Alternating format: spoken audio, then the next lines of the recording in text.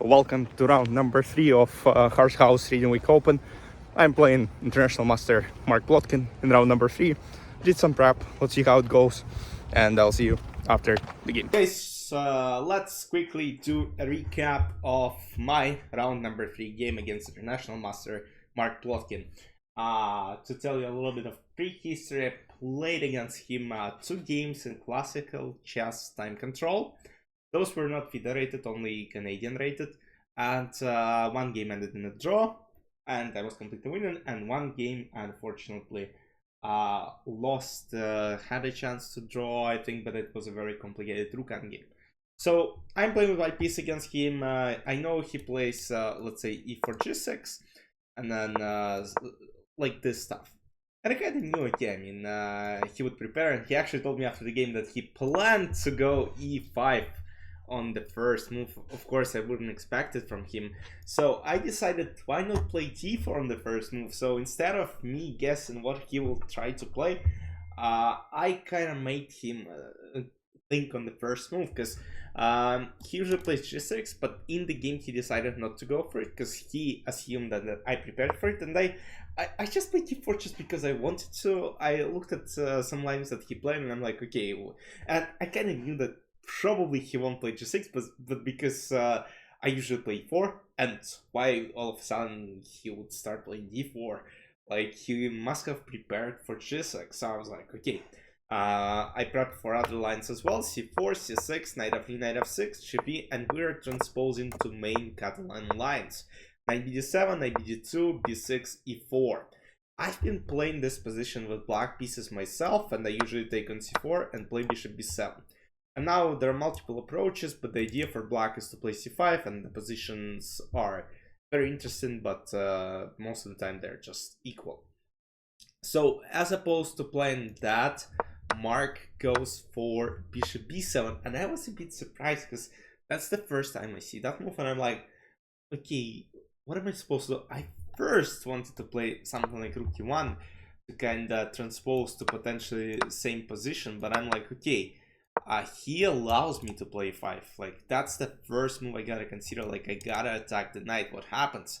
And I briefly calculate, I'm like, e5, knight e8, I take on d5, and if c takes d5, I have rook e1, knight f1, knight f3, h4, knight g4, and typical King's Indian attack.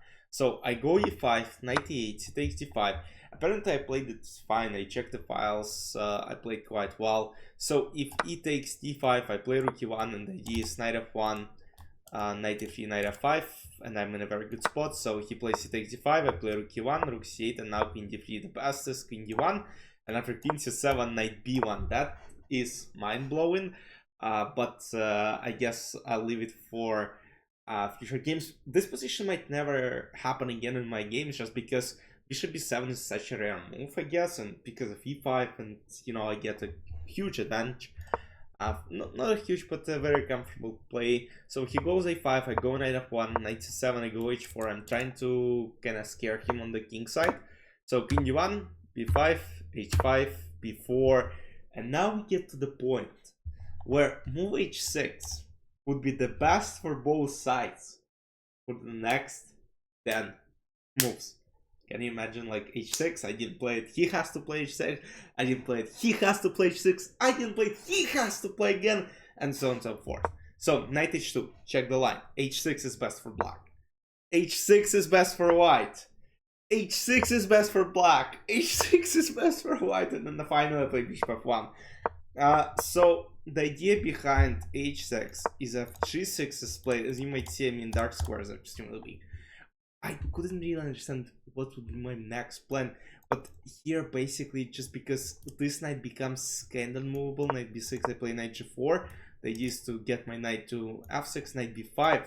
I kind of calculated on these lines. I couldn't understand what is going to happen. Like, okay, bishop f1, knight c4, like rook e2 is now best, but like, what is happening? I mean, it's, yes, it's plus 1.7, but at the same time, you don't really understand like why it's such a huge advantage for white. Like, yes, h6, but yeah, because the squares around the king are too weak, and maybe in the future you try to go queen f4, knight f6, knight g5, and just go for checkmate.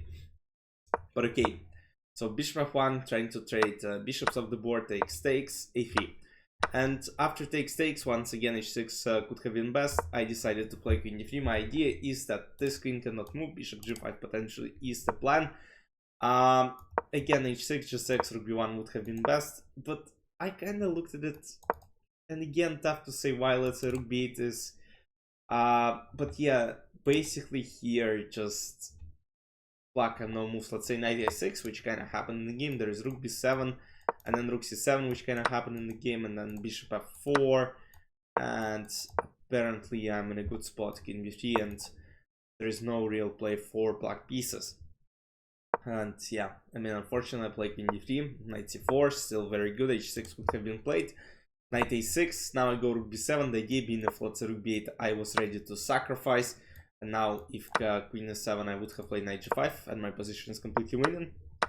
So here goes rook c7, which is correct. Now if queen c7, same bishop g5 happens, and oh, bishop g5 is not good. So h6, actually yes.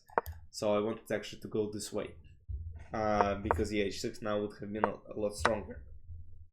He goes knight 7, and now I go knight f3. So h6 once again gives white a huge advantage. King g2, let's say, I don't know, knight a6, trying to go knight b4, bishop d2, and now takes. Queen d2 is good, because bishop b4, oh, it looks like, you know, black wins the game, but king d3, bishop b1, I can play knight f6, check in between, and then simple queen a6. And have advantage. Apparently just 91. Oh loloy.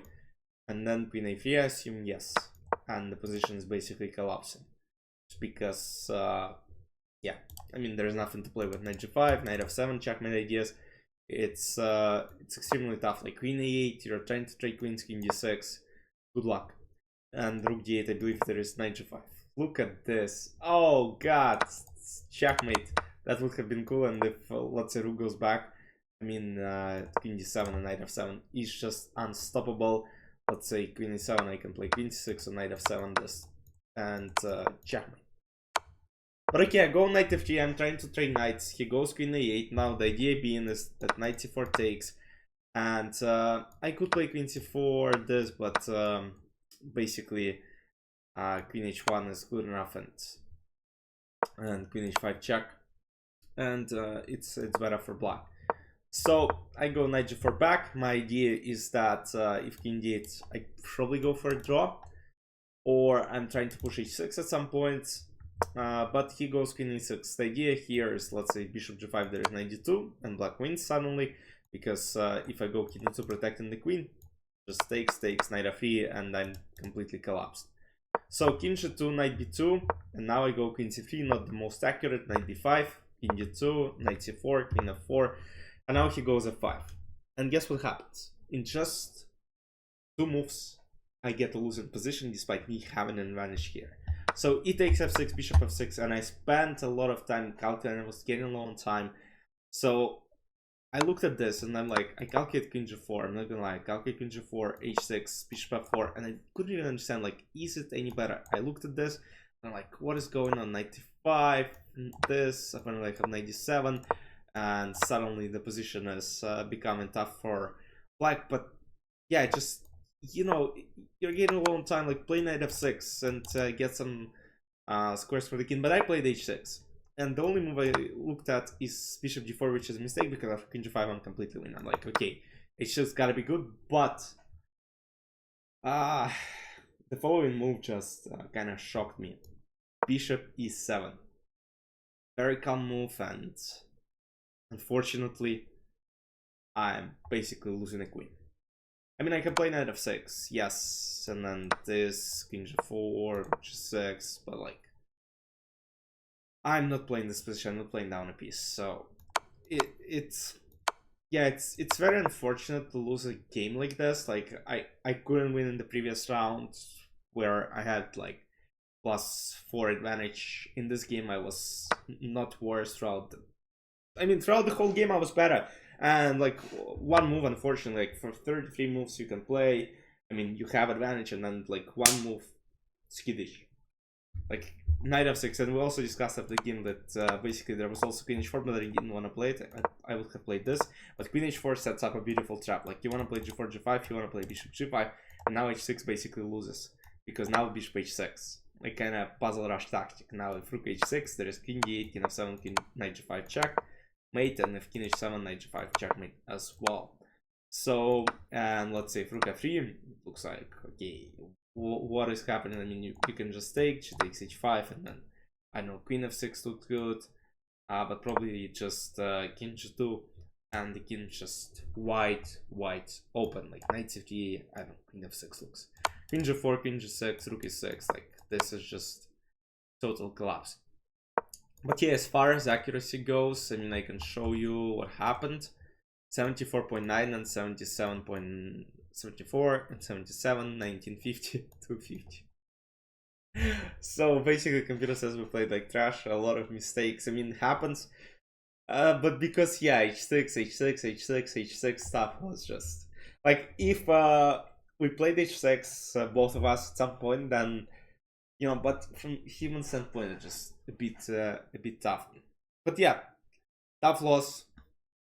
Not gonna lie, you know, felt a bit frustrating, but yes, it is what it is. I hope you enjoyed, and I'll see you in the recap of round number 4 tomorrow. Enjoy. Bye bye.